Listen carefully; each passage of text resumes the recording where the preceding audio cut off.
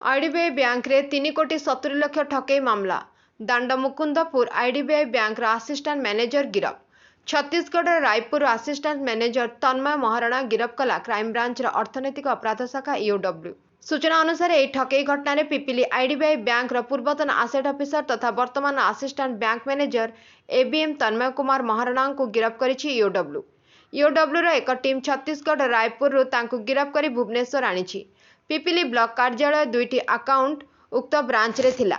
2018 मसीह BDO office पक्षर 7टी check cell रे 3 कोटी 70 लाख टंका बैंक को दिया जायतिला।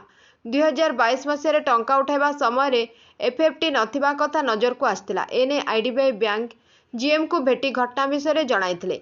बैंक पक्षर तदंत बेले तन्मय और तार सहयोगी महाघोटला पदाक आस्तिला। तेबे एने जीएम गत फेब्रुआरी 29 तारिख रे ईओडब्ल्यू रे अभियोग करथिले।